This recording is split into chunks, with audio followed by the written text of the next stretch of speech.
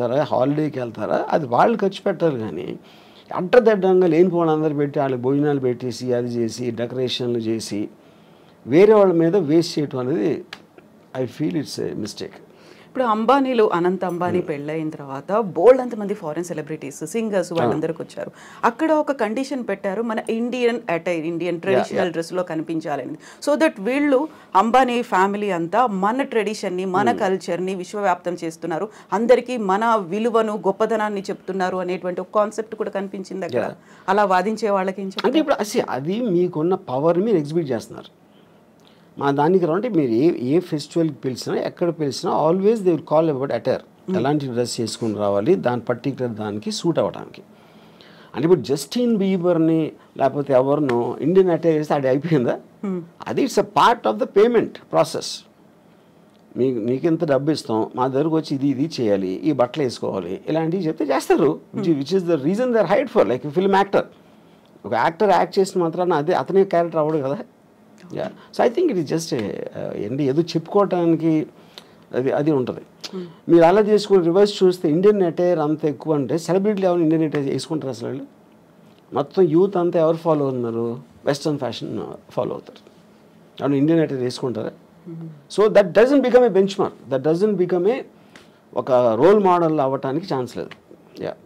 So పెళ్ళికి ఎవరైనా గెస్ట్లు వస్తే వాళ్ళకి గిఫ్ట్లు ఇవ్వడమో లేకుంటే రిటర్న్ గిఫ్ట్స్ ఉంటాయి, ఇందులో మాత్రం పేమెంట్ మోడ్ అనేది కనిపించింది అనేది. సో 1000 కోట్లు దీనికోసం కూడా ఖర్చు పెట్టారు, ఊరికే రాలేదా గెస్ట్లు అందరూ అంటే నాకు అర్థం కదా, ఎలాబరేట్ చేయండి. సో ఇప్పుడు మీరు అన్న జస్టిన్ బీబర్ కావచ్చు, లేకుంటే బాలీవుడ్ సెలబ్రిటీస్ కావచ్చు, ఎవరికైనా కానీ వీళ్ళే డబ్బులు ఇచ్చారు. అంటే that is a very usual thing. అది నాట్ అబౌట్ అంబానీస్ మ్యారేజ్. మీరు ఏ పెళ్ళిళ్ళకి, బర్త్డే పార్టీలకి లేకపోతే ఈవెంట్స్కి మీరు సెలబ్రిటీని పిలిచినప్పుడు you will have to pay money. అది బిజినెస్సే కదా. For example Sunny Leone charges 25 lakhs to ఒక బర్త్డే పార్టీకి అటెండ్ అవ్వడానికి తను 25 lakhs తీసుకుంటుంది.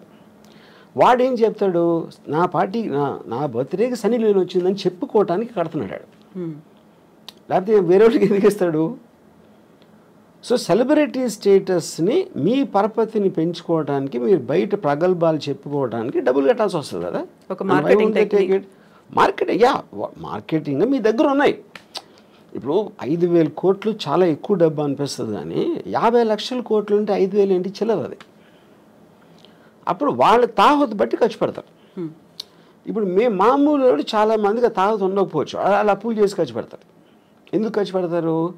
అది లేకపోతే సమాజం సరిగ్గా చూడదేమో, మా పిల్లలేమో అసలు నా పెళ్ళి కూడా చేయలేకపోయేవా అని అంటారని ఆ ప్రెషర్ తోటి ఖర్చు పెడతారు.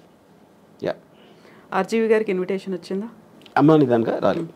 నేను అసలు నాకు ఏ పెళ్ళికి నాకు ఇన్విటేషన్ రాదు, ఎందుకంటే నేను అసలు పెళ్ళికి వెళ్ళాలని అందరికీ తెలుసు.